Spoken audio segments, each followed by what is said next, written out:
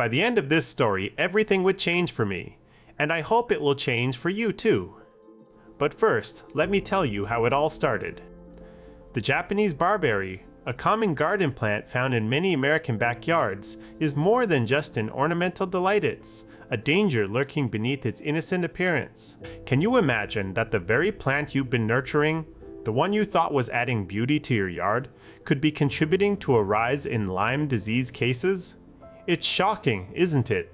This invasive species, originally from Japan and now widespread across North America, has become a haven for black-legged ticks. The leaves of this barberry create a humid microenvironment perfectly suited for tick larvae to thrive. These tiny creatures are the first stage in the life cycle of ticks that can carry Lyme disease. But it's not just about humidity.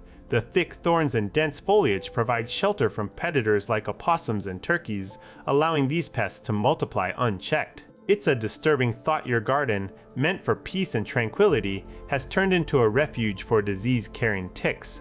The connection between Japanese barberry and Lyme disease becomes even more apparent when you consider the role of white-footed mice.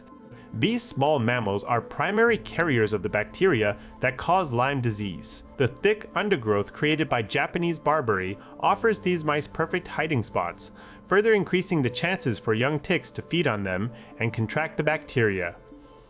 Now imagine walking through a park or your own backyard, unsuspecting, only to find yourself among thousands of tiny vectors of disease, all thanks to the presence of this invasive plant. What would you do if I told you that by removing Japanese barberry from your garden, you could reduce the risk of Lyme disease in your community? But it's not just about Lyme disease. The environmental impact is equally concerning. Once established, these plants spread rapidly and are incredibly difficult to eradicate.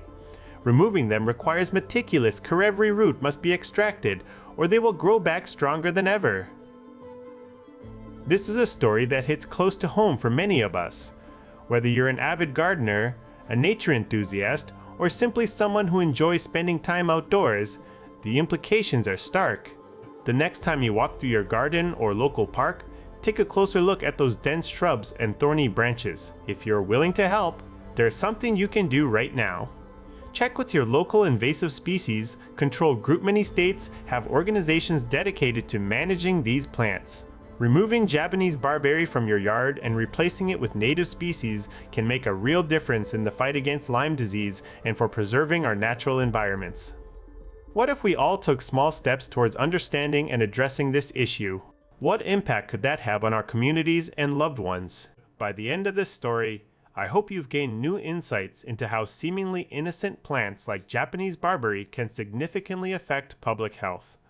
Join me in making a difference one garden at a time. Subscribe if you enjoyed this story, share it with your friends, and let's spread awareness together. Thank you for watching, and remember, our actions today shape the future of our environment and our health.